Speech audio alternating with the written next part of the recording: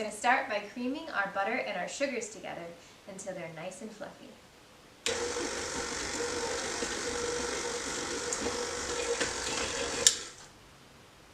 Okay, our butter and sugar has become a nice sandy paste.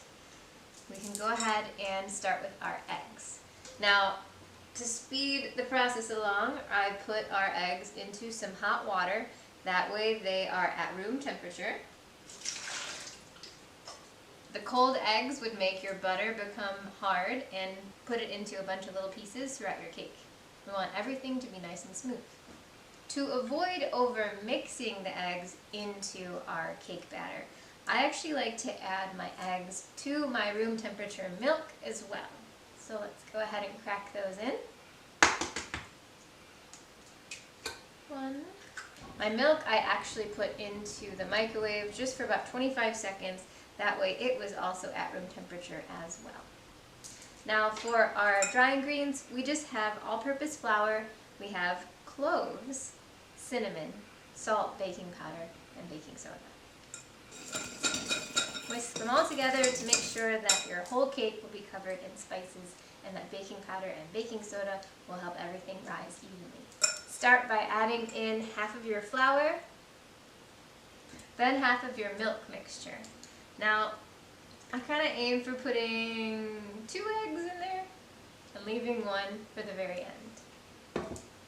If you overmix your eggs and if you overmix your flour, you're going to see holes throughout your cake crumb. And this is to avoid that. Once it has been added, you want to always scrape down the sides and the bottom. Don't worry about it being super smooth just yet. We will finish it off at the end until it is nice and smooth. So now that we've scraped, go ahead and add the rest of your flour. And you can add that last bit of milk and your last egg. And mix. Alright. One final scrape down. And now just mix on low until you cannot see any more lumps. It's really not that lumpy right now, so just a little bit more.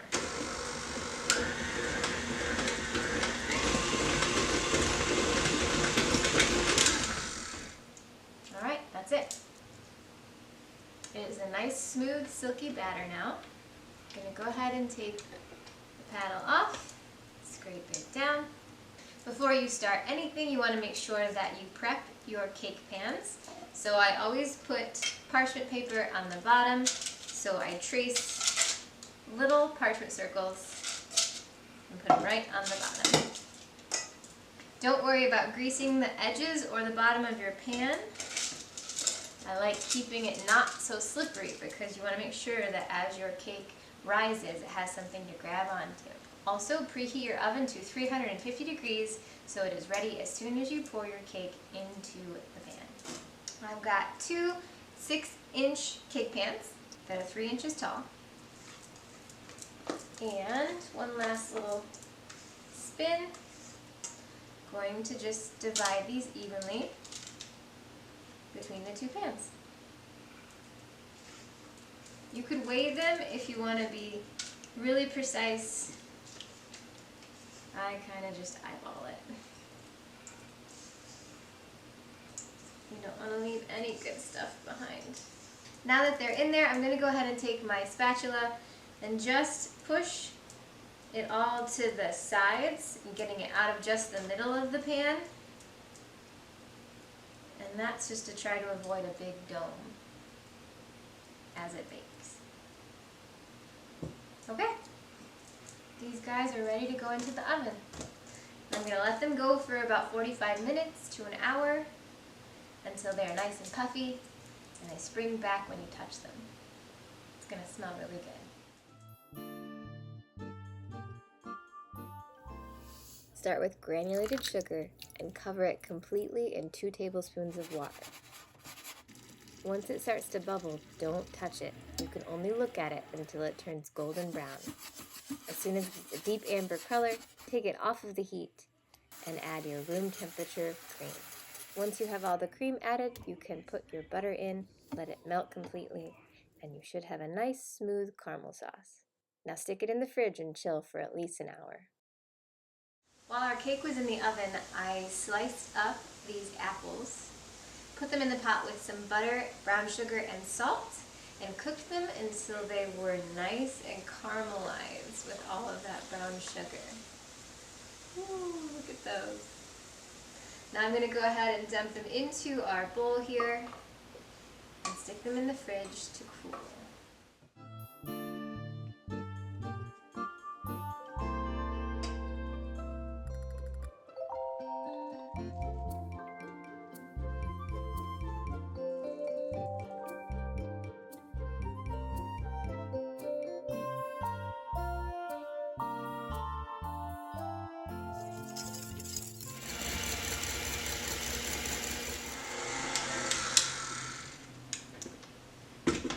Now that our meringue is nice and stiff, and it has cooled enough to where when we touch the bowl it is not hot, we can add our room temperature butter about 2 tablespoons at a time. So you want to do that while the mixer is on.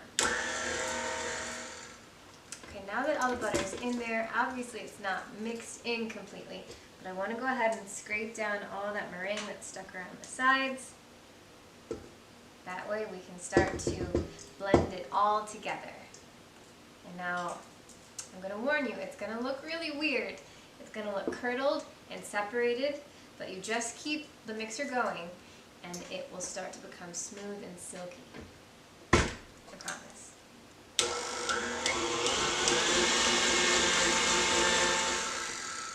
Alright, that is it. Now we're going to add our lovely caramel sauce here. It has cooled and thickened up beautifully. I'm going to add about half of it to our buttercream, saving the rest of it for decoration or even to drizzle in between each layer if you like. We also need to add vanilla to this, and a pinch of salt. And now we can mix it all together. Let's give this a try.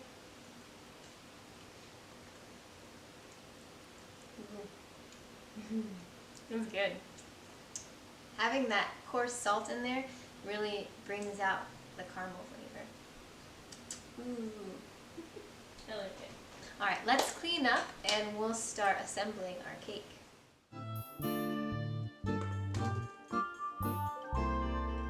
So I have cut all of our cakes into 2 slices each, so we've got a total of 4. I cut the tops off because it did sink in a little bit. I was a little too antsy in opening up my oven and they sunk just a tiny bit. So I just cut off the tops to make it nice and even and flat. We're going to go ahead and use those ugly tops as the bottom, so you won't even know. Start by taking some buttercream and just add it to the bottom here, just enough so it sticks. That's not going anywhere. Now also, just like how we assembled the carrot cake, I use a scooper. That way all of them are evenly filled. Looks like about 1.5. Go ahead and spread it all around. Okay, I need my apples out of the fridge. This is good stuff. So they're nice and cool. I'm going to go ahead and try and sprinkle them all around the top. And now we can add the next layer. Inside this bowl is some yummy apple juice. So I'm going to take my little brush and just try and get some of that goo in here. Now you might notice that I'm not doing a simple syrup with this cake, and that's just because the apples, as they sit longer in here, will add more moisture to it, and I don't want it to be super soggy. Let's just repeat until it is all filled.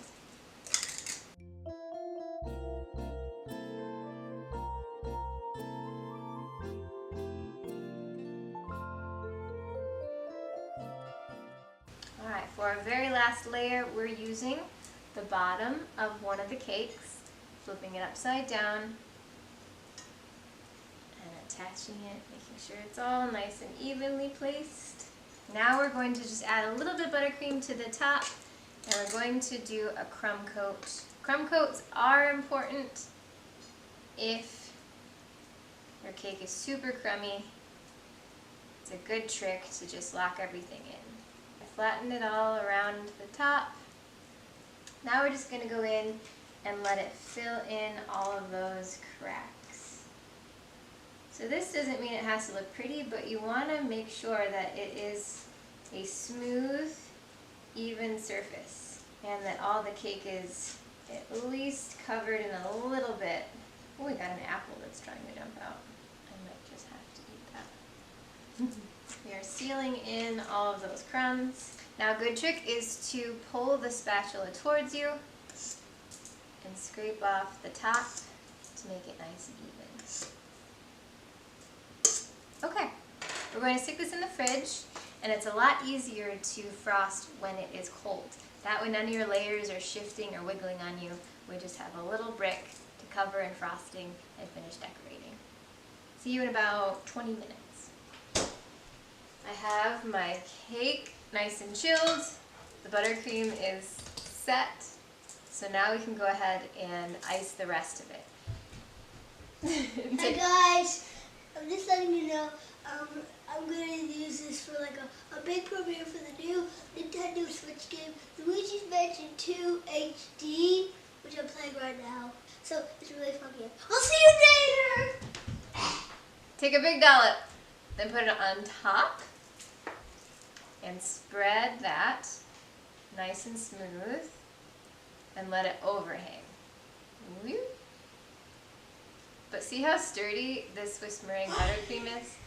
It doesn't fall at all. Now you're going to take your offset and get a nice long slice, a nice long scoop of buttercream, so you can press it on the edge here and wiggle it down. See how easily it sticks on that spatula? Put it on the top, and we're just going to press it gently down the edge, and do this until you cover the whole cake. Now you need something with a very flat edge, which could be a spatula, or I like to use a bench scraper. Put it on the edge of your cake and just gently press and let it catch and scrape off the excess to make it nice and smooth. Now if you see you have a few holes that you need to fill, grab a little bit of it, and just like right here, there's a little hole. I'm going to do it one more time. Now again, we're going to take our offset and pull towards us to make it nice and flat. Our apples, I'm going to take a spoon and just go around the edges.